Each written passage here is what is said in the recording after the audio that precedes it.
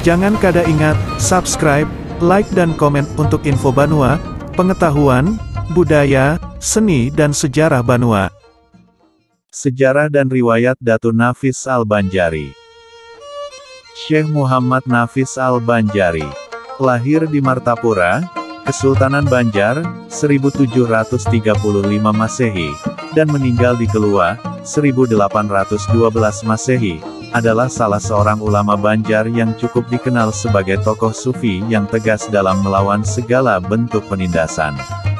Di samping dikenal sebagai ulama yang ahli di bidang fikih, ia juga ahli dalam bidang tasawuf. Ia telah menulis sebuah kitab yang berisi tentang ajaran-ajaran tasawuf dengan judul Ad-Durrun Nafis. Kitab ini banyak didiskusikan dan diperdebatkan, karena materi-materinya yang dianggap kontroversi oleh para ulama fikih. Beliau adalah keturunan Kesultanan Banjar dan nasabnya bersambung sampai ke Sultan Suryansyah. Sultan pertama Kerajaan Banjar yang berdakwah agama Islam dan terus bersambung sampai ke Raja Daha pertama Kalimantan Selatan yaitu Maharaja Pangeran Suryanata, suami dari Puteri Junjung Bui. Nama lengkap dari ulama ini adalah Muhammad Nafis bin Idris bin Hussein. Ia lahir sekitar tahun 1148 Hijriah atau bertepatan dengan tahun 1735 Masehi, di Martapura, sekarang ibu kota Kabupaten Banjar, Kalimantan Selatan. Ia berasal dari keluarga bangsawan Banjar yang garis silsilah dan keturunannya bersambung hingga Sultan Suryansyah.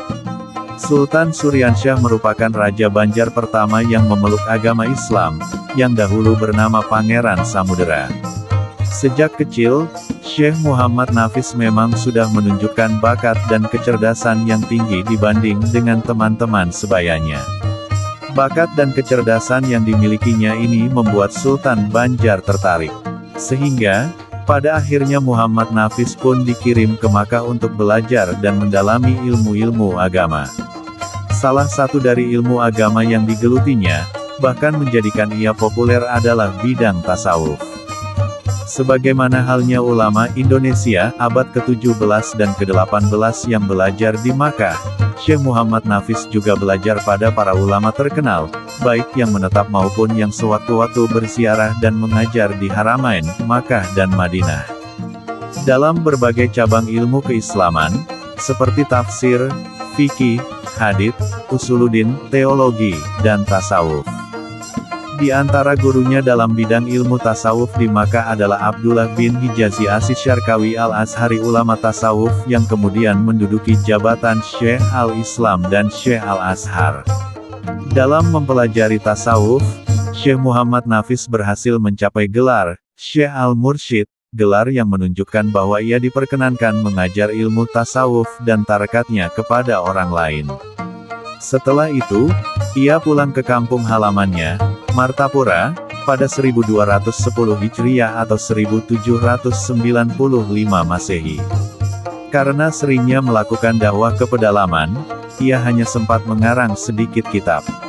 Sampai sekarang yang terlacak hanya 2 buah kitab saja yaitu Hanzus Sa'adah, yaitu kitab yang berisi tentang istilah-istilah ilmu tasawuf. Kitab ini belum pernah dicetak masih berupa manuskrip. Dan yang masyhur adalah kitab Ad-Durrun Nafis, yaitu kitab yang berisi tentang pengesahan perbuatan, nama, sifat dan zat Tuhan. Muhammad Nafis hidup pada periode yang sama dengan Syekh Muhammad Arsyad Al-Banjari.